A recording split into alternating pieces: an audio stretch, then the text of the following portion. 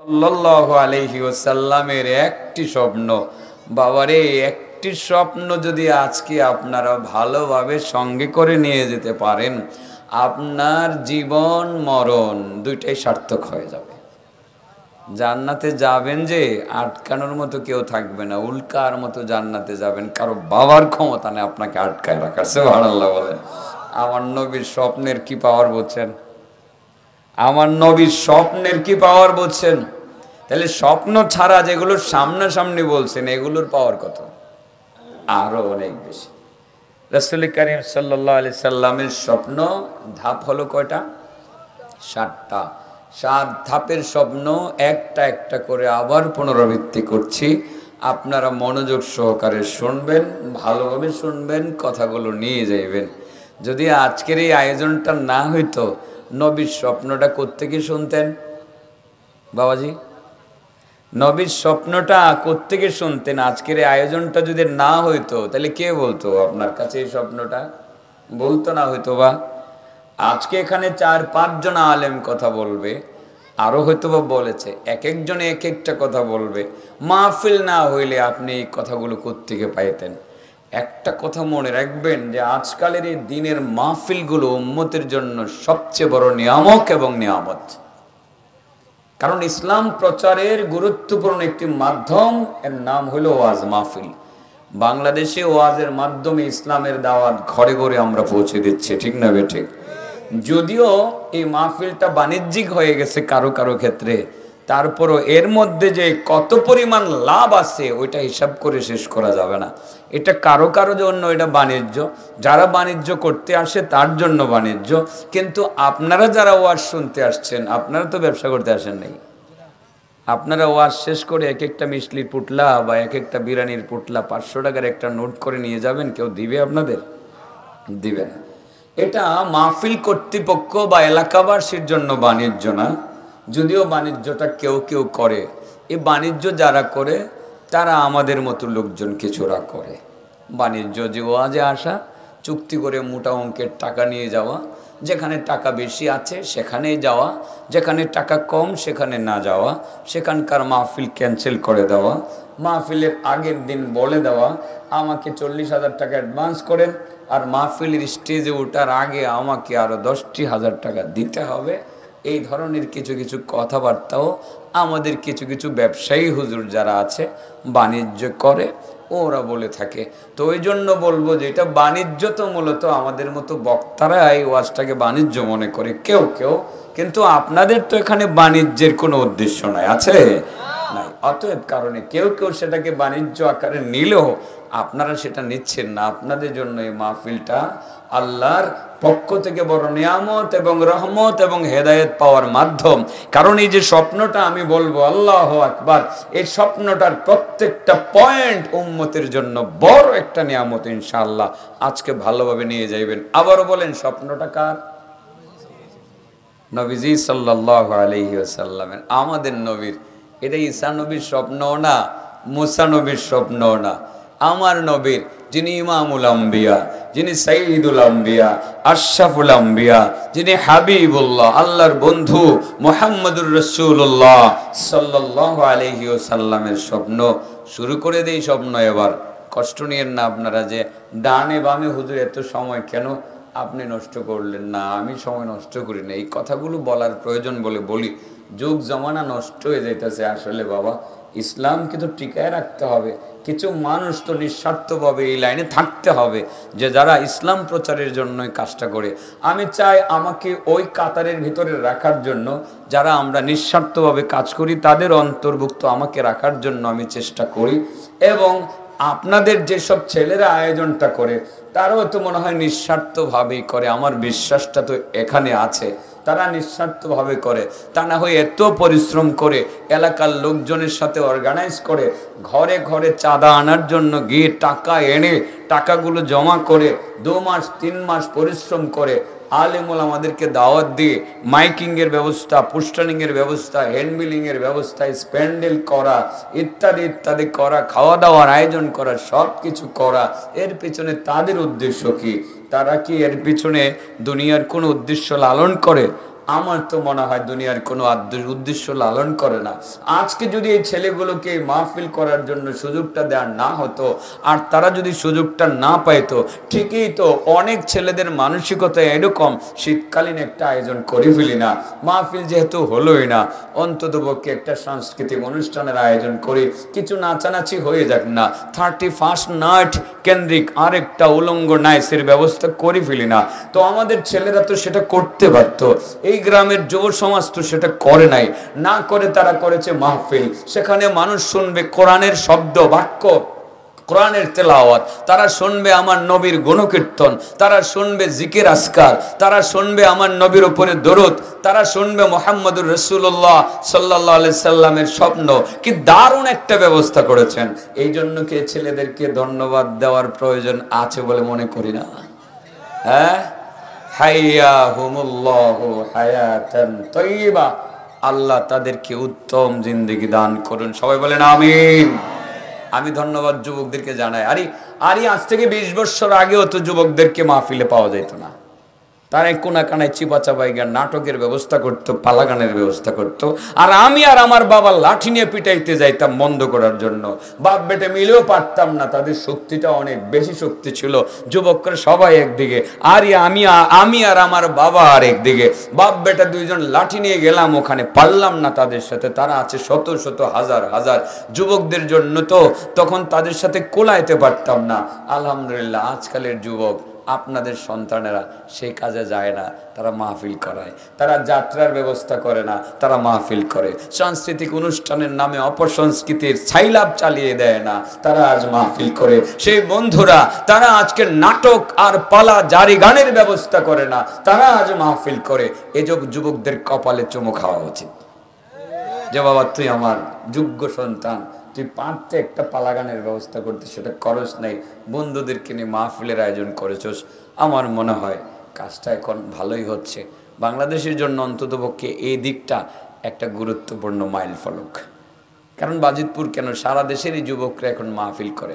যদিও দুই একটা জায়গাতে সাংস্কৃতিক অনুষ্ঠান কেউ কেউ করে, যাত্রা তো কমেই গেছে। কোথায় যাত্রার স্প্যান্ডেল তো দেখতে পাই না এখন আর, আগে যা দেখতাম এখন দেখতে পাই না। তাও দু চারটা যারা করে, এগুলো রাজনৈতিক কারণে নেতারা ওই সব ছেলেপেলেদেরকে একটু কিছুক্ষণ মাথায় রাখার জন্য কিছু টাকা দেয়, যা তারা মোটামুটি 2-3 কেজি গাঞ্জা খাইয়া ধোয়া উড়াইয়া পুরাটা এলাকারে ভাসাইয়া দেয়। এমন গাঞ্জার ব্যবস্থারা সাধারণত কিছু কিছু নেতারাই করে, জানি না নেতারা কষ্ট পাবে কিনা। আসলে কষ্ট পাইলে তো আমার করার কিছু নাই রে বাবা, আমি যেটা সত্য আমাকে তো সেটাই বলতে হবে। আমার মুখটা এরকমই, সেই জন্য অনেকে আমাকে পছন্দ করে না। ও ভাই তুমি পছন্দ করো না, তাতে তো আমার কিছু আসে যায় না। আমি দিনের স্বার্থে, ইসলামের স্বার্থে, যুব সমাজকে বাঁচানোর জন্য, সুস্থ সংস্কৃতি দেশে চালানোর জন্য আমাকে তো সেই কথাটা বলে যেতে হবে। তোমরা যারা আজকে সাংস্কৃতিক অনুষ্ঠানের নামে গাঞ্জার প্রচলন করছো, তোমরা সিদ্ধি টানাটানির ব্যবস্থা করছো, যারা তোমরা মদ খাচ্ছ, মদ খাওয়াচ্ছ, যারা তোমরা নর্তকী নাচিয়ে নাচিয়ে আল্লাহর গজবকে ত্বরান্বিত করছো, আমি তো তোমাদের পক্ষে বলে তোমাদের কাছে ভালো আমি কখনো হতে পারবো না। আমি চাই না তোমাদের কাছে ভালো হইতে। তোমরা আমারে খারাপ বলো, আমার আল্লাহ আমাকে ভালো বললেই চলবে, বলতে থাকো, তাতে কিছু আসে যায় না। আজকের মাহফিলের কারণে নবীর স্বপ্ন শুনবেন, আল্লাহু আকবার। কোয়া শুরু করে দিই, আকর্ষণীয় স্বপ্ন। বন্ধুরা মনে রাখবানি, ও আজকালই শুনবাই না, মনে রাখবা। রাসূল করিম সাল্লাল্লাহু আলাইহি সাল্লাম ফজরের নামাজ পড়লেন, শুরু হয়ে গেছে স্বপ্ন, শুরু কিন্তু হয়ে গেছে। 1:15 মিনিট পর্যন্ত আমি থাকতে পারবো? টাইম আছে? নামাজ কয়টায়? 1:30টায়। তাহলে 1:15 মিনিট পর্যন্ত পড়লে স্বপ্নটার একটু কুল কিনারা আমি আপনাদেরকে দিয়ে যেতে পারবো। আল্লাহু আকবার। নবীর স্বপ্ন শুনে আমার অন্তরে শান্তি লাগতেছে। কার স্বপ্ন সিরাজ ভাই? নবীর স্বপ্ন। রাসূল করিম সাল্লাল্লাহু আলাইহি সাল্লাম ফজরের নামাজ শেষ করে অন্যদিন তো একটু ঘুরে, অন্যদিন কি করে? প্রতিদিনই ঘুরে ঘুরে আপনার মুসল্লিদের দিকে তাকায়, সাহাবায়ে কেরামের দিকে তাকায়। তো সব মসজিদের ইমাম সাহেবরা কিন্তু তাই করে। সিরাজ ভাই তো সালাম ফিরে একটু ঘুরেন, ঠিক আছে না? আর আপনাদের ইমাম সাহেব কই? কিন্তু উনিও ঘুরে। ইমাম সাহেব ঘুরেন না? মুসল্লিদের দিকে ফজরের পরে ঘুরেন, ঘুরে একটু বসেন। আমার নবীও তাই করতেন। নবী তাই করতেন মানে নবী যেমন করতেন সিরাজ ভাই এমন করে আর কি, উল্টা হয়ে গেছে আর কথাটা। মানে নবীর মতো আমরা করি, আমাদের মতো নবী করেন না, ঠিক আছে না? আল্লাহ রাসূল সাল্লাল্লাহু আলাইহি সাল্লাম ওই দিন আর ঘুরলেন না, না ঘুরে সোজা সালাম ফিরে মসজিদ থেকে বের হয়ে চলে গেলেন। আচ্ছা বলেন তো দেখি, সবসময় ঘুরে বসেন, আজকে ঘুরে বসেন নাই, তো সাহাবায়ে কেরাম কি মনে করতে পারে? সাহাবায়ে কেরাম মনে করতে পারে যে মনে হয় আজকে আল্লাহর নবীর কোনো হাজত দেখা দিয়েছে, বাইরে যাব, থাক আমরা বই থাকি, মনে হয় উনি আসবেন, এরকম যে একটা ধারণা করলেন। কিন্তু আমার নবীর ভিতরে তো এটা ছিল না। রাসূল করিম সাল্লাল্লাহু আলাইহি সাল্লাম ফজরের নামাজ পড়ে সালাম ফিরে সুজা বের হয়ে চলে গেলেন। আমার নবীর কথা হইলো যে আজকে তোমাদের কাউকে আমার সঙ্গে নিতাম না, মানে বুঝাইলেন যে আমি আসবো, কিন্তু আসলে উদ্দেশ্যটা এরকম ছিল না।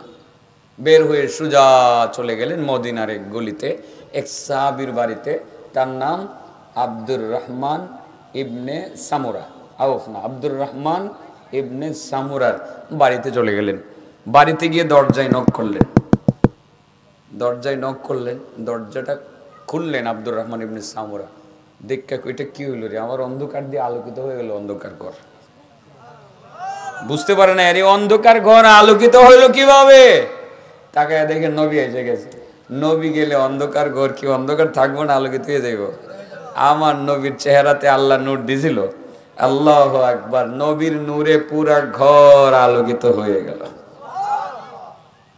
আব্দুর রহমান ইবনে সামুরা বলেন, ইয়া রাসূলুল্লাহ, বিনা দাওয়াতে আমার বাড়ি, মেঘ না চাইতে বৃষ্টি, মেঘ না চাইতে বৃষ্টি, ইয়া রাসূলুল্লাহ, কখনো কল্পনাও করি না এইভাবে আপনি আমার বাড়িতে চলে আসবেন। হায় রে, আকাশের চাঁদ এনে আমার ঘরে ঢুকে গেল।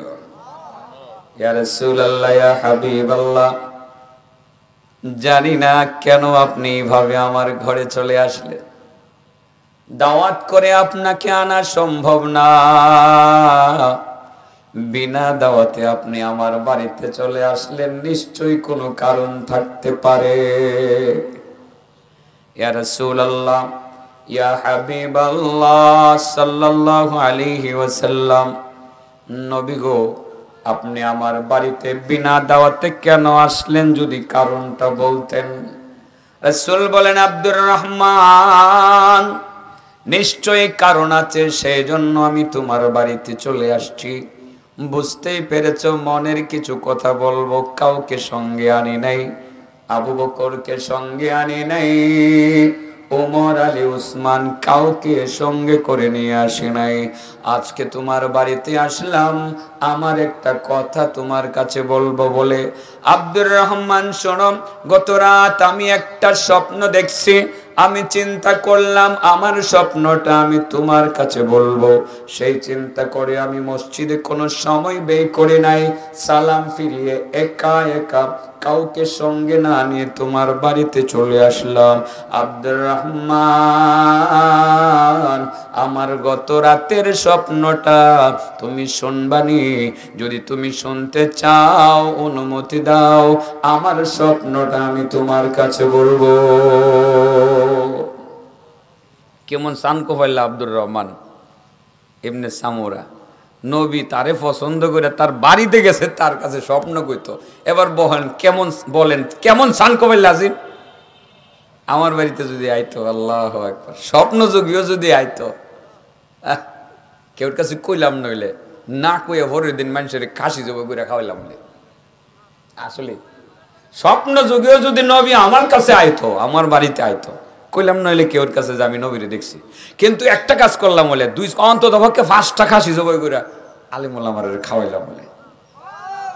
নবীর স্বপ্ন, এটা আমার আবেগের কথা, সবগুলো কথাকে দলিল বানাইবেন না, এটা আবেগের কথা। থাকতেই তো পারে আমার আবেগ, থাকে না? নবীরে দেখছি না, স্বপ্নে তো দেখতে মনে চায়, মনে চায় না? মনে চায়। সে আব্দুর রহমান কত বড় ভাগ্যবান, ওনার বাড়িতে নবী ডাইরেক্ট গেছেন না। আব্দুর রহমানকে বললেন, আব্দুর রহমান,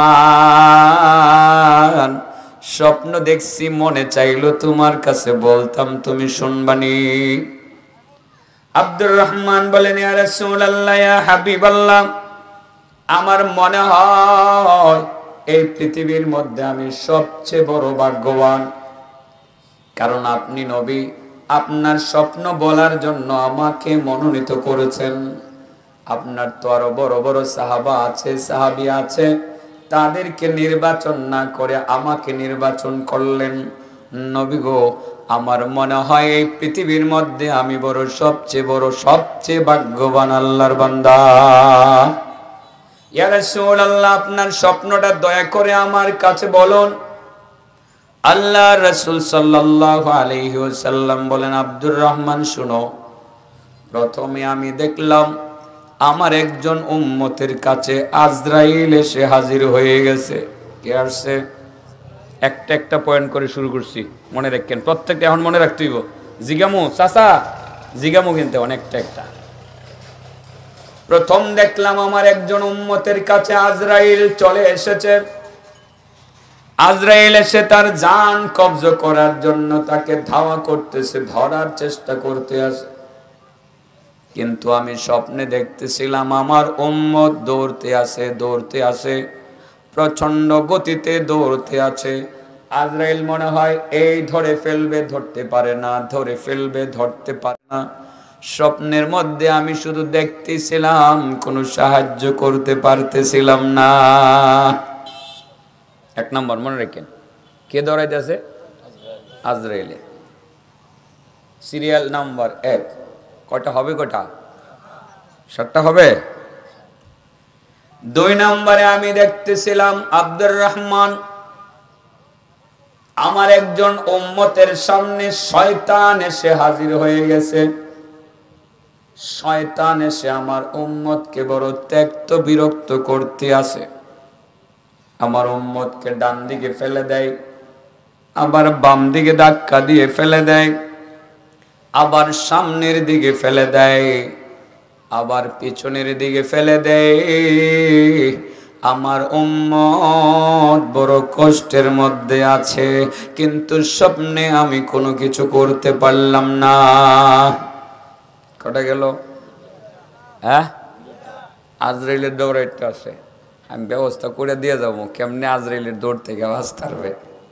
একবারে বাঁচন যাইতো না, সাময়িক কিছু ব্যবস্থা করে দেব। আর শয়তানের ধাক্কা ধাক্কি থেকে কেমনে বাঁচবেন এ ব্যবস্থাটা আমি করে দেবো। আমি না তো, আমার নবী স্বপ্নই করে দেব। গেল কটা?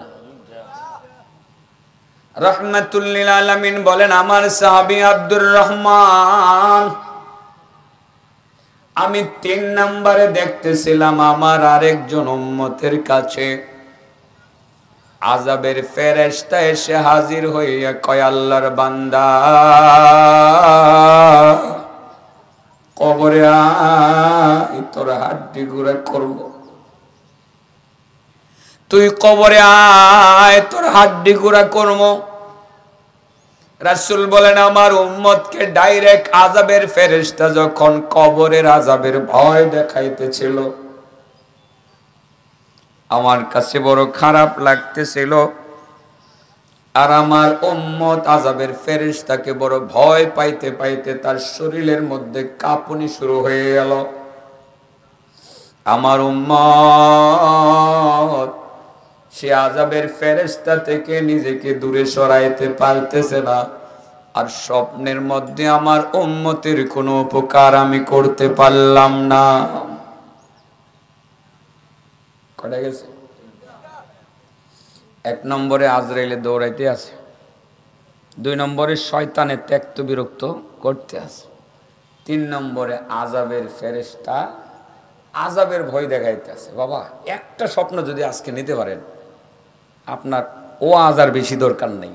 এই স্বপ্নই তো আপনারা জান্নাতে নিয়ে যাবো। স্বপ্নের পাওয়ার তো অনেক বেশি। কার স্বপ্ন? নবীর স্বপ্ন। আমার নবী বলেন, আব্দুর রহমান, আমি 3 নম্বর 4 নম্বরে দেখতেছিলাম আমার আরেকজন উম্মতের পানির পিপাসা লেগেছে। পানির পিপাসায় কলিজা শুকিয়ে গেছে। পানি পানি বলে চিৎকার করলেও কেউ তাকে পানি দিতেছে না। তার জন্য পানি নাই, হাহাকার চলছে, কেউ তাকে পানি দেয় না, বড় কষ্ট করতে আছে। কিন্তু আমি স্বপ্নের মধ্যে তার কোনো পানির ব্যবস্থা করতে পারলাম না। কটা গেছে? রাহমাতুল লিল আলামিন বলেন, আমার সাহাবী আব্দুর রহমান, আমি 5 নম্বরে একটি জায়গাতে গেলাম। সেখানে গিয়ে দেখলাম বনি ইসরাইলের নবী রাসূলগণ যারা ছিলেন তারা গোল করে মিটিং করতে আসেন। ঈসা নবী, মুসা নবী সহ বনি ইসরাইলের লক্ষাধিক নবী তারা গোল করে একটা গোল বৈঠক করতে আসে। তাদের বৈঠকের মধ্যে কোনো ফাঁক নাই, অন্য কোনো মানুষের সেখানে বসার সুযোগও নাই। অল্প একটু জায়গা আছে, সেই খালি জায়গাটার মধ্যে আমার একজন উম্মত গিয়া বসে গেছে। যখন আমার একজন উম্মত বনি ইসরাইলের নবীদের মজলিসের মধ্যে বসে গেছে, বনি ইসরাইলের নবী রাসূলগণ সেটাকে সহ্য করল না। তারা অপমান বোধ করে আমার উম্মতকে সেখান থেকে তাড়াইয়া দিল। আর আমার উম্মতকে যখন ঈসা নবী, মুসা নবী ওইসব নবীরা যখন আমার উম্মতকে তাড়াইয়া দিল, তারা বলল, এটা নবীদের মজলিসের মধ্যে তুমি উম্মত হয়ে কিভাবে ঢুকলা, কত বড় সাহস।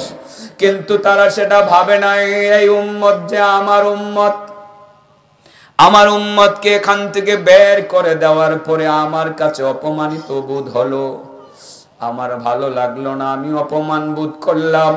আমার উম্মতকে তারা বের করে দিল, আমার কাছে ভালো লাগলো না, আমি বড় ব্যথা পাইলাম। যেই নবী উম্মতের অপমান সইতে পারে না, সেই নবীর অপমান কি উম্মতেরা সইতে পারে? পারে না রে বাবা, পারে না।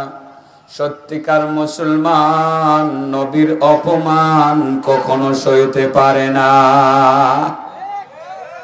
আমার নবী রাহমাতুল লিল আলামিন বলেন, আব্দুর রহমান, আমি বনি ইসরাইলের নবীদের মজলিসের মধ্যে আমার একজন উম্মতকে দেখলাম, আর তারা যখন আমার উম্মতকে তাড়াইয়া দিল, আমার বড় ব্যথা লাগলো, বড় কষ্ট লাগলো। কটে গেছে আব্দুর রহমান। 6 নম্বরে আমি দেখতেছিলাম একটি জায়গা, চতুর্দিকে অন্ধকার, অন্ধকার আর অন্ধকার। সে অন্ধকারের মাঝে আমার একজন উম্মত দাঁড়ানো আছে, শত চেষ্টা করে অন্ধকার থেকে নিজেকে বের করে আনতে পারতেছে না। অন্ধকারের ভিতরে নিমজ্জিত, বহু চেষ্টা করেও সে নিজে অন্ধকার থেকে মুক্ত করতে পারতেছে না নিজেকে। স্বপ্নের মধ্যে আমিও তাকে কোনো উপকার করতে পারলাম না। বাবাজি, দারুণ একটা হাদিস। ব্যবস্থা হইব রে বাবা, হায়াতে জিন্দিগিতে বরকত কিভাবে হবে সেটাও এই হাদিস থেকে আপনি বুঝবেন। শয়তানকে কিভাবে তাড়াইয়া দিতে হবে সেটাও বুঝবেন। কিভাবে কবরের আযাব থেকে নিজেকে বাঁচাতে হবে সেটাও বুঝবেন। কিভাবে আমার নবীর হাতে হাউজে কাউসারের পানি পান করতে পারবেন সেটাও বুঝবেন। এবং কোন কাজটা করলে পরে হাসরের মাঠে আমার নবীর লগে লগে লাগিয়া থাকতে পারবেন সেটাও বুঝবেন। আর কোন কাজ করলে পরে স্থায়ীভাবে আপনার কবরের মধ্যে দুনিয়াতে থাকা অবস্থায় বাতি জ্বালায়া দিতে পারবেন সেটাও বুঝবেন। আর কোন কাজ করলে পরে জাহান্নামের আগুন নিভাইয়া দিতে পারবেন সেটাও বুঝবেন। স্বপ্নটা কেমন বুঝতেছেন নি? সব বাইরে বয়ান থেকে করে গেছে। 1 নম্বরে আজরাইলে দৌড়াইতেছে, 2 নম্বরে শয়তান বড় ত্যক্ত বিরক্ত করতেছে, 3 নম্বরে কবরের আযাবের ফেরেশতা বই দেখাইতে আছে, 4 নম্বরে পানির পিপাসা লাগছে, 5 নম্বরে বনি ইসরাইলের নবীদের মজলিসে উম্মতে মুহাম্মদী বসার পরে তারা উম্মতে মুহাম্মদের উঠাইয়া দিছে। 6 নম্বরে নবী দেখছেন অন্ধকার আর অন্ধকারের মধ্যে নিমজ্জিত একজন উম্মত নিজেকে অন্ধকার থেকে বের করতে পারতেছে না। রাসূল বলেন, আব্দুর রহমান, আমি 7 নম্বরে দেখতেছিলাম একটি জায়গা, চতুর্দিকে আগুন। ধরেন এটা একটা মাঠ, চতুর্দিকে আগুন, মাঝে কোনো আগুন নাই। রাসূল বলেন, একটি জায়গা দেখলাম চতুর্দিকে আগুন দাউ দাউ করে জ্বলতেছে। সে আগুনের মাঝামাঝি একটা জায়গা, খালি জায়গাতে আমার একজন উম্মত দাঁড়ানো আছে। সেই উম্মত শত চেষ্টা করে আগুন থেকে বের হয়ে ডানেও যেতে পারে না, বামেও যেতে পারে না, সামনেও যেতে পারে না, পিছনেও যেতে পারে না, শত চেষ্টা করে আগুন থেকে নিজেরে বাঁচাইতে পারতেছে না। ও আব্দুর রহমান, ডানে গেলে আগুনের সাথে টাচ লাগে, বামে গেলেও আগুনের সাথে টাচ লাগে, সামনে গেলে আগুনের সাথে টাচ লাগে, পিছনে গেলে আগুনের সাথে টাচ লাগে। সে আগুন থেকে আমার উম্মত নিজেকে বের করতে পারতেছে না। আর স্বপ্নে আমার উম্মতকে আমি কোনো উপকার করতে পারতেছিলাম না। কটা হয়েছে? এটা কার কাছে বলতে গেছে? আব্দুর রহমান ইবনে সামুরা। বলেন, আব্দুর রহমান ইবনে সামুরা। স্বপ্নটা অনেক বড়, আমি 7টা পয়েন্ট পর্যন্ত বলি, কারণ স্বপ্নটার ধাপ 50টারও উপরে। এতটা তো আর বলা সম্ভব না, নবীর জীবনে বললে শেষ করণ যাব। একটা স্বপ্ন নিয়ে আলোচনা করলে 1-1.5 মাস লেগে যাবে এই স্বপ্নটা নিয়ে আলোচনা করলে। প্রত্যেকটা পয়েন্ট তো অনেক দামি দামি পয়েন্ট না। আল্লাহু আকবার। রাসূল করিম সাল্লাল্লাহু আলাইহি সাল্লামের দিকে তাকাই আব্দুর রহমান বলেন, ইয়া রাসূলুল্লাহ, শুধু খালি শুনতাছি, সমাধান তো পাইতাছি না। ইয়া রাসূলুল্লাহ, ইয়া হাবিবাল্লাহ,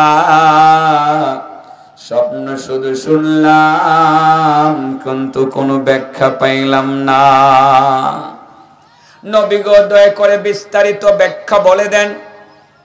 আমার নবী বলেন, আব্দুর রহমান, মাত্র অর্ধেক বলছি, বাকি অর্ধেক এখন আমি তোমার কাছে বলবো। আব্দুর রহমান, শোনো, প্রথম যে দেখতে পাইছিলাম আমার একজন উম্মতকে আজরাইলে ধাওয়া করতে আসে, ধরে ফেলতেছে, ধরতে পারতেছে না, ধরে ফেলতেছে, ধরতে পারতেছে না। আমার সেই উম্মতকে আজরাইলে দৌড়াইতে আসে। আর আজরাইল তো এমন এক আল্লাহর সৃষ্টি, কাউকে ধরার জন্য চেষ্টা করলে সে বাঁচতে পারে না। ঠিক না বেটি? قل يتوفاكم ملك الموت الذي وكل بكم ثم إلى ربكم ترجعون ولو ترى إذ المجرمون ناكسوا رؤوسهم عند ربنا نعمل صالحا إنا موقنون। অনবী, দুনিয়ার মানুষকে জানিয়ে দাও, তোমাদের মৃত্যুর দায়িত্বে নিয়োজিত আছেন একজন ফেরেশতা, যার নাম হলো মালাকুল মাউত, যাকে তোমরা আজরাইল বলো। এই আজরাইল যখন কাউকে ধরতে যাবে, তার ডিউটি পালন করবে, অবশ্যই তোমাদেরকে আল্লাহর দরবারে চলে আসতে হবে। ঠিক না বেটি? কেউ না গিয়ে পারবেন? চুপটা বন্ধ করে চিন্তা করেন, যে আব্বাই কই গেছে, দাদাই কই গেছে, তো আপনি কি না যায় পারবেন? যেমন তো লাগবে, এটাই বাস্তব কথা। আজরাইল যদি কাউরে ধরতে চায়, ধরে ফেলে আজরাইল জান কবজা করে নিয়ে যায়, দুনিয়ার কেউ তাকে আটকাইতে পারে না। আল্লাহ নবী বলেন, আমার সাহাবী আব্দুর রহমান, আমি দেখতেছিলাম আমার একজন উম্মতকে আজরাইল বড় ত্যক্ত বিরক্ত করতে আসে, ধরে ফেলতেছে, ধরতে পারতেছে না। এরই ভিতরে আমি হঠাৎ করে তাকাইয়া দেখলাম, আল্লাহু আকবার, আমার সেই উম্মতের মাঝে আর আজরাইলের মাঝে হঠাৎ করে তাকাইয়া দেখলাম একটা দেয়াল এসে দাঁড়ায় গেছে। আজরাইল এক পাশে আর আমার উম্মত আর এক পাশে। যখন দেয়ালটা দাঁড়াইলো, আমি আজরাইলকে আর খুঁজে পাইলাম না। সুবহানাল্লাহ। তার মানে হলো আমার সাহাবী আব্দুর রহমান, ওই দেয়ালের স্ক্রিনের মধ্যে লেখা উঠছিল খিদমাতুল ওয়ালিদাইন, পিতা মাতার সেবা। যেই মাত্র পিতা মাতার সেবার দেয়ালটার সামনে দাঁড়ায় গেল, আমি আজরাইলকে খুঁজে পাইলাম না। তার মানে হলো আমার উম্মতের মধ্যে যে সমস্ত উম্মতেরা মা বাবার খেদমত করবে, পিতা মাতার খেদমত করে পিতা মাতার সন্তুষ্ট করবে, তাদেরকে রাজি খুশি করবে, পিতা মাতার প্রতি তারা যত্নবান হবে, ওই পিতা মাতার প্রতি যত্নবান হইলে পরে তারা হায়াতে জিন্দেগিতে আল্লাহ বরকত দিয়ে দিবে। তার হায়াতে বরকত হবে, তার রিজিকে বরকত হবে, তার সুখ শান্তিতে বরকত হবে, দুনিয়া তার আরামদায়ক হবে, আখিরাতে তার জান্নাত হবে। আমরা চাই না দুনিয়াতে বেশি দিন বাচ্চা থাকতাম, মানে হায়াতে বরকত চাই। এই মিয়া, হায়াতে বরকত চাওনি, তাহলে মা বাবারে খুশি করো, আল্লাহ হায়াতে বরকত দিয়ে দিব। তুমি কইতেও পারতা না তোমার দ্বারা যে আল্লাহ কত কাম করাইলে। এই ছেলেরা খালি ওয়াজুর করাইবা না মা বাবারে খুশি করবা, করণ লাগবো। আল্লাহ আকবার, কি সুন্দর একটা কথা নবী কয়ে দিছে, হায়াতে জিন্দেগিতে বরকত চাও, পিতা মাতার খেদমত করো, সুবহানাল্লাহ। আর পিতা মাতার খেদমতে দুনিয়াতেও শান্তি, আখিরাতেও শান্তি। যে ছেলেটা দুনিয়াতে সুখ চায়, আরাম চায়, ধনভাণ্ডারের মালিক হতে চায়, সে যেন তার বাপ মার খেদমত মন দিয়া করে। আল্লাহ যে কোন দিক দিয়ে সম্পদে বরকত দিব, সুস্থতায় বরকত দিব, তুমি কইতেও পারতা না দুস্থ। সুবহানাল্লাহ। এই হুজুর, মা বাবা আসেনি? তাহলে তোমার কপাল বালা। মা আছে, বাপ নাই। আহেরি, তুই আর আমি একরকম রে ভাই, আমারও বাপ নেই, মা আছে, মারেই যত্ন করবা। হ্যাঁ, বাবা থাকলে তো করতা। সবাই বন্ধুরা যারা আয়োজন করছো মাহফিলের, মাহফিল টাফিল করে বাড়িতে গিয়া আজকেই কইবা, আব্বু আসসালামু আলাইকুম, আম্মু আসসালামু আলাইকুম, বলত্রটি যা করছি মাফ করে দিও। কইব মা বাবা খুশিও, কইব মাহফিলে কাম হয়েছে, আমার ছেলের কাম হয়েছে, খুশি হয়ে গেছে না? মা বাবা খুশি হয়ে গেছে, মিনিটের মধ্যে খুশি হয়ে গেছে। তোমার জিন্দিগির সুখ এখান থেকে শুরু। তোমার আমুল নামার মধ্যে নেকি যে কতটি জমা হয়েছে, পৃথিবীর কোনো মহা হিসাব রক্ষণ, মানে হিসাব রক্ষকে হিসাব করে বলতে পারতো না। মাত্র 2 লক্ষ বৎসরের নফল ইবাদতের সোয়াব তোমার আমল নামে নগদে জমা হয়ে গেছে। এক কথায়, কয় কথায়? এক কথায়। মন থাকবো? হ্যাঁ, স্বপ্নের দাব কয়টা গেছে? রয়েছে কয়টা? 6টা। তো এই বাহিনী কোন লাগবো তো নাকি নাকি আরেকদিন করলে চলবো? কোন লাগবো? 2 নাম্বার, রাসূল বলেন আব্দুর রহমান 2 নম্বরে দেখছিলাম আমার একজন উম্মতের শয়তান বড় ত্যক্ত বিরক্ত করতে আছে। কেডা ত্যক্ত বিরক্ত করতে আছে? ডান দিকে ভালাই দেয়, ধাক্কা দেয়, শয়তান তো শয়তান নয়, শয়তানের কাম কি করা? শয়তান বাম দিকে ভালাই দেয়, সামনে ভালাই দেয়, পিছনে ভালাই দেয়। বুড়া মানুষ যাইতাছে মসজিদে, মহাবিপদ, শয়তানে না ভাই এই বুড়ারে ধাক্কা দা ভালাই দিয়েছে, খেতে আইলো গিয়ে একেবারে ফেকের মধ্যে কাদার মধ্যে ফইরা একেবারে নাক মুখ বুড়ে গেছে। শয়তান তো শয়তান নয়, ডাইন দিকে ফালাইয়া দে, বাম দিকে ফালাইয়া দে, সামনেও ফালাইয়া দে, পিছনে ফালাইয়া দে। আল্লাহ রাসূল কয় স্বপ্নে তো আমি হঠাৎ করে তাকায়া দেখলাম আমার উম্মতের মধ্যে আর শয়তানের মধ্যে আরেকটা দেয়াল এসে দাঁড়ায় গেছে। সুবহানাল্লাহ। সেই দেয়ালে লেখা উঠছে কি জানেন নি? হাযা যিকরুল্লাহ, হাযা যিকরুল্লাহ। ও আল্লাহর বান্দা, এটা তোমার জিকিরের দেয়াল। যেই মাত্র আল্লাহর জিকিরের দেয়ালটা দাঁড়াইলো, রাসূল বলেন শয়তান যে কই গেল, আমি তার ছায়াও খুঁজে পাইলাম না। অনেকে কয় যে হুজুর শয়তানে তো খালি ডিস্টার্ব করে, শয়তান দৌড়াইতাম কেমনে? বাবাজি, শয়তান দৌড়ানোর জন্য কোনো ক্ষেপণাস্ত্র ব্যবহার করার দরকার নাই। শয়তান তাড়ানোর জন্য কোনো মেশিন গান ব্যবহার করার দরকার নাই। শয়তান তাড়ানোর জন্য কোনো লাঠি সোটা ব্যবহার করার দরকার নাই। শয়তানকে যদি দূর করতে হয়, শুরু করে দাও তুমি আল্লাহর জিকির, লা ইলাহা ইল্লাল্লাহ, লা ইলাহা ইল্লাল্লাহ, লা ইলাহা ইল্লাল্লাহ, লা ইলাহা ইল্লাল্লাহ। একবার দুইবার জিকির শুরু করে দিবেন, শয়তান পালাইতে থাকবে, ধারে কাছে থাকবে না, অনেকক্ষণ পর্যন্ত কাছে আসতে পারবে না। ওরে বাবা, শয়তান যদি দূর করতে হয় কি করতে হবে? শুধু লা ইলাহা ইল্লাল্লাহর জিকির না, অন্য জিকিরও চলবো। জিদা পড়েন, কোরআন তেলাওয়াত শুরু করে দেন, সুবহানাল্লাহ বলা শুরু করে দেন, সাল্লাল্লাহু আলাইহি ওয়াসাল্লাম বলে আপনি দুরূদ শরীফ চালু করে দেন, দেখবেন শয়তান নাই চলে গেছে। আরে মনের ভিতরে খালি ওয়াসওয়াসা আইতাছে, শয়তানে খালি ঢুকাইতে আছে।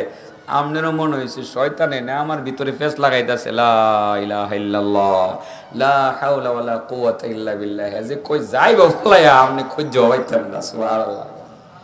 আমার নবীর স্বপ্ন দেখা 1 নম্বরে শিখলাম হায়াতে জিন্দেগিতে বরকত পাওয়ার জন্য পিতামাতার খেদমত করতে হইব, আর শয়তানকে দৌড়াইতে হইলে জিকির করণ লাগবে। কি করণ লাগবো? জিকির করণ তো নাকি? হ্যাঁ, একটু একটু করি, আজকের থেকে একটু বাড়ায় বাড়ায় জিকির করবো ইনশাল্লাহ। করবো তো ইনশাল্লাহ, বাড়ায় বাড়ায় সুবহানাল্লাহ ওয়ালহামদুলিল্লাহ ওয়ালা ইলাহা ইল্লাল্লাহু আল্লাহু আকবার ওয়ালা হাওলা ওয়ালা কুওয়াতা ইল্লা বিল্লাহিল আলিয়্যিল আযীম। পড়েন না কেন? সুবহানাল্লাহ ওয়ালহামদুলিল্লাহ ওয়ালা ইলাহা ইল্লাল্লাহু আল্লাহু আকবার ওয়ালা হাওলা ওয়ালা কুওয়াতা ইল্লা বিল্লাহিল আলিয়্যিল আযীম। এই ওয়াজটা আমি এদিকে জানি কই করছিলাম, মহিদপুর কোনটা? এটার 5টা ভিটামিন বানায়া একটা ট্যাবলেট বানাই দিয়েছিলাম। এটার নাম দিছিল ইমরানে ভিটামিন কমপ্লেক্স। আমার এটাও মনে আছে। নাম কি দিছিল রে? মনে আছে না তোর? এটা ভুলে গেলে আমি তো বলছি না, এত বড় হয়েছি না তো আমি। 2-4-5 বছর আগে আমি বলছিলাম ভিটামিন, হ্যাঁ না ভিটামিন কমপ্লেক্স হ্যাঁ বলছিলাম, এটাও মনে আছে আমার। এই 5টা ভিটামিন একসাথে একটা ট্যাবলেট বানায় যদি খাইতারেন, উহুদের ময়দানে শহীদ হয়েছিল না 70-72 জন, এক একজন শহীদের নেকি আপনি নগদে পাই নেবেন। কটা ভিটামিন? 5টা ভিটামিন। 5টা ভিটামিন ক্যারি করছি জানেন, এগুলো 5 বারে আইসি আর কি, একসাথে মিলাই পরে আমার নবীর সময়ে আমল চলছে। আপনাদেরকেও বলে গেছে একসাথে আমল করার জন্য। এটা কি ভুলে গেছেন না? ভিটামিনটি মিলাই দিতাম নি, একটা ট্যাবলেট বানাই দিমু, হয়তো বাইরে যাবো গা। আচ্ছা 12:01 পর্যন্ত যাবো, এর বেশি তো যাইতাম না। আপনার কষ্ট হইতেছে না তো? স্বপ্ন কটা গেছে? ও আবার দেখা যায় স্বপ্ন রয়ে গেছে। তাহলে মোটামুটি সব মিলে টিলে সবটি একবারে কোর লাগবো না? আচ্ছা তাহলে ভিটামিনটা মিলিয়ে দিই। হ্যাঁ, ভাঙ্গে ভাঙ্গে সব কমো, একটা থুইতাম না আমি থোয়ার বেড়া না তো। ভিটামিনটা ভাঙ্গে ভাঙ্গে পরে মিলিয়ে দিই। হ্যাঁ, আল্লাহ আগ্রহ আছে না? আমি ইচ্ছা করে এমনি একটু একটু চেতাই দিই আগ্রহটা কেমন। বাপসাপ বুঝা যে কইতাম না, যখন দিই যে না এরা শুনতে রাজি, তখন আমি বুঝি যে সেটি হয়ে কড়ই লাগবো। কথা বলছেন না? আমি আগ্রহ সৃষ্টি করবার লাগে মাঝে মধ্যে একটু বাপসাপ দেখাই যে না আজ কার কইতাম না, পরে যখন দেখি যে না লাগবো তখন কইতো কখন লাগবো তো কই হয়ে যায়। ওই যে আরেকজন আছে আল্লাহর বান্দা, যা ভিটামিনটা আগে মিলিয়ে দেই, পরে স্বপ্নের আরো 5টা ধাপ বলে ফেলি। আপনারা টেনশন করবেন না, আমি ঠিক সময় 1টা মাঝে ছেড়ে দেব, আপনারা উজু করে নামাজ পড়তে পারবেন। বলছিলাম আসমানের খুঁটি আছে, আসমানে কান্দরা হে ফেরেশতারা, কেডা তো বাড়ি লাগে না? খুব বাড়ি লাগতেছে। আল্লাহর কাছে কয় আল্লাহ আসমানের ওজন তো রাখতারি না। আল্লাহ কয় তোমরা ভিটামিন খাওয়ান লাগবো। কি করুন লাগবো? তো ফেরেশতারা কি খায়? ভিটামিন খাইতো, এরা খাইলে এনে তাহলে বোঝা গেল এমন ভিটামিন আছে যেটা খাওয়ান লাগে না। ঠিক আছে না? সকালবেলার সূর্যের তাপে যে ভিটামিনটা শরীরে ঢুকে, এটা খাওয়ান লাগে। যে ভিটামিনটা ঢুকে এটার নাম কি? Vitamin D. মাশাআল্লাহ, জাযাকাল্লাহ জাযাকাল্লাহ। ফেরেশতারার কিছু ভিটামিন হেরা ভিতরে নেয়, এটা খাওয়ান লাগে না, এমনি ঢুকে। কথা বুঝতে পারছেন? ভিটামিন ডি এর মতো ফেরেশতারা কো আল্লাহ পারি না তো। আল্লাহ কো ভিটামিন নাও। ভিটামিন কি? আল্লাহ কও সুবহানাল্লাহ সুবহানাল্লাহ সুবহানাল্লাহ। ফেরেশতাদের খাদ্য হইল সুবহানাল্লাহ। খাদ্য কি? যত বেশি সুবহানাল্লাহ বলে তত হেরা শক্তি বাড়ে। আর একটা সময় আপনাদের খাবারও হবে সুবহানাল্লাহ। জানেননি কোন সময়? কিয়ামতের আগে 1 বছরে পৃথিবীতে একটা দানাও হইতেন না। খাবার পাইবেন দূরের কথা, একটা দানাও হইতেন না। তখন মুসলমানদের খাবার হবে সুবহানাল্লাহ। সুবহানাল্লাহ বললেই শরীরে শক্তি আইব, সুবহানাল্লাহ করো। তো ফেরেশতারা আল্লাহ যখন কইছে সুবহানাল্লাহ গো, সুবহানাল্লাহ কইছে পরে আর শক্তি বেড়ে গেছে। আর শক্তি বেড়ে গেলে আসমান তো হালকা লাগবেই। যার শরীরে শক্তি বেশি, 1 মণ না পূজা তার কাছে 1 মণ মনে হইতো না, 100 মণ হইব। আর যার শক্তি নাই, যদি আমার মাথার দিতারেন 1 মণ না পূজাটা, তাইলে আমার গার ভাঙ্গা হেন পড়বো। আর মোহাম্মদ ভাই 1.5 মণ লইতে পারবো, ঠিক আছে না? কারণ শক্তির উপরে নির্ভর করে ওজন নেওয়া, ঠিক আছে না? ফেরেশতারা যখন সুবহানাল্লাহ বলছে, আসমান হালকা হয়ে গেছে। ফেরেশতারাকে পাইছি, এই ভিটামিন আর ছাড়তাম না। তারা এবার শুরু করছে সুবহানাল্লাহ সুবহানাল্লাহ সুবহানাল্লাহ সুবহানাল্লাহ। কয়দিন পরে আল্লাহ আদম আলাইহিসসালামরে পয়দা করছে। আদম নবীরে পয়দা করার পর আদম আলাইহিসসালামের ভিতরে আল্লাহ রূহ দিয়ে দিছে। কি দিয়ে দিছে? রূহ দেওয়ার পরে উনি রূহটা না পাইয়া কয় হেচ্ছি, কি কয়? হাসি দিছে। হাসি দিয়ে কয় আলহামদুলিল্লাহ। আমার আল্লাহ কি কিলো ফেরেশতারা না করছিল আদম পয়দা করতে, আমার আদম তো প্রথমেই আমার আলহামদুলিল্লাহ কয়ে দিয়েছে। আল্লাহ ডাক দেখো আদম, আরে তুমি যে প্রথমে আলহামদুলিল্লাহ বলে ফেললা হাসি দিয়া, হাসির জবাব দেওয়ার মতো মানুষ তো আমি দুনিয়াতে আর বানাইছি না, তোমার হাসির জবাবটা কেটে দিব? আমি দিয়ে দিলাম, ইয়ারহামুকাল্লাহ। ফেরেশতারা কয় কি ব্যাপার, আলহামদুলিল্লাহ বলাতে আল্লাহ তো খুশি, মনে হয় এই ভিটামিনটা শক্তিশালী ভিটামিন হলো। আমি ভুল করে লেছি, আসলে ওয়াজটা সরাই লেছি। একজনে আজানে জবাব দিয়ে, না জবাব দিয়ে খুব দ্রুত শেষ করতেছি আমি। এরপরে আপনার ফেরেশতারা শুরু করছে আলহামদুলিল্লাহ আলহামদুলিল্লাহ। এবার আসমান আরো হালকা হয়ে গেছে।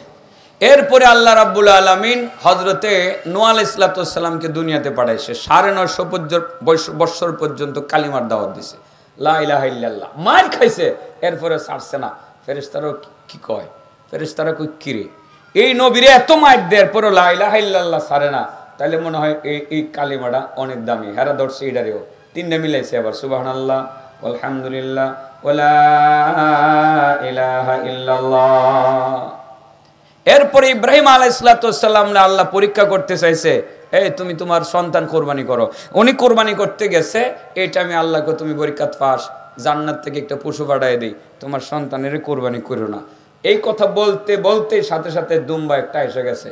ইব্রাহিম নবী দীক্ষা কই এত তাড়াতাড়ি এসে বললো আল্লাহু আকবার। কি বললো? ফেরেশতারা কি ব্যাপার?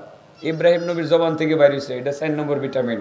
এবার মিলাইতে শুরু করছে সুবহানাল্লাহ আলহামদুলিল্লাহ ওয়ালা ইলাহা ইল্লাল্লাহু আল্লাহু আকবার। 4টা হইছে নি? আমার নবীর সময় জিবরাইল আইছে, আয়া ইব্রাহিম নবীর পুরা কাহিনী আমার নবীর শোনাইছে। শোনানোর পরে আমার নবী কয় ওয়ালা হাওলা ওয়ালা কুওয়াতা ইল্লা বিল্লাহিল আলিয়্যিল আযীম। কয়টা হইছে এবার? এবার ফেরেশতারা কো পাইছি রে 5টা ভিটামিন একসাথে পাইছি। একসাথে মিলাইয়া এবার ফেরেশতারা পড়ে সুবহানাল্লাহ আলহামদুলিল্লাহ ওয়ালা ইলাহা ইল্লাল্লাহ আল্লাহু আকবার ওয়ালা হাওলা ওয়ালা কুওয়াতা ইল্লা বিল্লাহিল আলিয়্যিল আযীম। আসমান একেবারে হালকা হয়ে গেছে, আর কান্দো আল্লাহ আগে হয় না। আমার নবী বলেন, আমার সাহাবারা মনে রাখবা, আখিরে জামানায় আমার লক্ষ কোটি উম্মত আসবে, তারা জিহাদের মাঠে জিহাদ করতে যেতে পারবে না, লক্ষ কোটি টাকা তারা সদকা করতে পারবে না।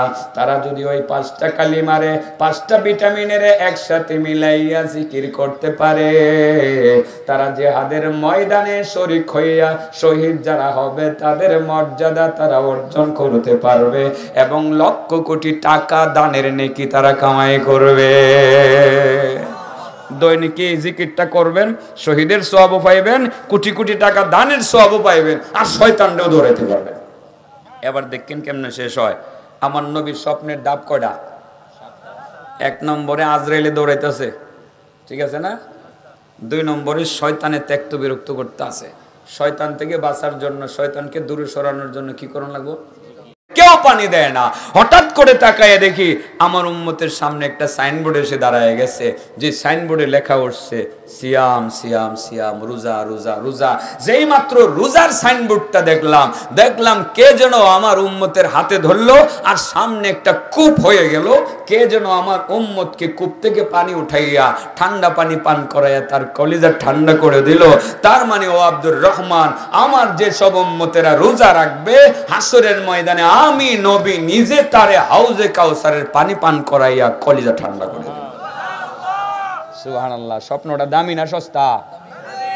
5 নম্বরে দেখতেছিলাম আমার একজন উম্মতকে বনি ইসরাইলের নবী রাসূলগণ উঠাইয়ে দিছে, তারাই দিছে, মনে আসেনি? রাসূল বলেন, আমি হঠাৎ করে তাকাইয়া দেখলাম আমার উম্মতের সামনে আরেকটা সাইনবোর্ড এসে দাঁড়িয়ে গেল। যে সাইনবোর্ডের মধ্যে লেখা উঠল গোসলুল জানাবা। জানাবাতের গোসল মানে শরীর নাপাক হয়ে যাওয়ার পরে পবিত্রতা অর্জন করার জন্য যে গোসলটা করা হয়, ওই গোসলটাকে বলা হয় জানাবাতের গোসল। আমি এক কথাই বলবো ফরজ গোসল বা পবিত্রতার গোসল বা পবিত্রতা। যেই মাত্র পবিত্রতার সাইনবোর্ডটা দাঁড়াইলো, তাহলে হজ উমরা করলে কবরে বাতি জ্বালানো যায়। কয়টা গেছে? 7 নম্বরে দেখছিলাম একটি জায়গার মধ্যে আগুন আগুন আর আগুন, ডানে আগুন, বামে আগুন, সামনে আগুন, পেছনে আগুন। আমার উম্মত আগুনের মধ্যে আছে, ডান দিক থেকে গিয়ে বের হইতে পারে না, কোন দিক থেকে আগুন থেকে বের হতে পারে না। হঠাৎ করে তাকাইয়া দেখলাম আমার উম্মতের সামনে আরেকটা সাইনবোর্ড এসে দাঁড়িয়ে গেল। যে সাইনবোর্ডের মধ্যে লেখা উঠলো হাজিহি সাদাকাতুকা ইয়া আব্দুল্লাহ, ও আল্লাহর বান্দা, এটা তোমার দান খায়রাত আর সাদাকা নামক সাইনবোর্ড। যে মাত্র সাদাকার সাইনবোর্ডটা দেখতে পেলাম, রাসূল বলেন তার সামনে যে একটা আগুনের বাগান ছিল, ওই আগুনের বাগানটা মুহূর্তের মধ্যে ফুলের বাগানে রূপান্তরিত হয়ে গেল। তার মানে আব্দুর রহমান, আমার উম্মতের মধ্যে যে সমস্ত উম্মতেরা সাধ্য মতো দান খায়রাত করবে, সে কেমন যেন জাহান্নামের আগুনের মধ্যে পানি ঢাইলা আগুন নিভাইয়া ফেলবে। স্বপ্নের ধাপ কয়টা? 7টা। হায়াতে জিন্দিগিতে বরকত পাইতে হইলে পিতামাতার খেদমত করণ লাগবো, আর শয়তানকে দৌড়ানোর জন্য জিকির করতে হবে, কবরের আযাব থেকে বাঁচার জন্য 5 ওয়াক্তের নামাজ পড়তে হবে, হাসরের মাঠে আমার নবীর হাতে হাউজে কাউসারের পানি পান করতে হলে রোজা রাখতে হবে, আর হাসরের মাঠে আমার নবীর সাথে থাকতে হলে পবিত্র থাকতে হবে, আর কবরের মধ্যে বাতি জ্বালাতে হলে হজ উমরা করতে হবে, জাহান্নামের আগুনে পানি ডালতে হলে সাদাকা করতে হবে। বিষয়টা ক্লিয়ার? বুঝাইতে পারছি? লাস্টে দ্রুত বলছি তো, কষ্ট হয়ে থাকলে মাফ করবেন, সময় থাকলে আরো বুঝিয়ে বলার চেষ্টা করতাম। আল্লাহ আমাদেরকে আমল করার তৌফিক দান করুন। ওয়া আখিরু দাওয়ানা আলহামদুলিল্লাহি রাব্বিল আলামিন। আলহামদুলিল্লাহ, অত্যন্ত গুরুত্বপূর্ণ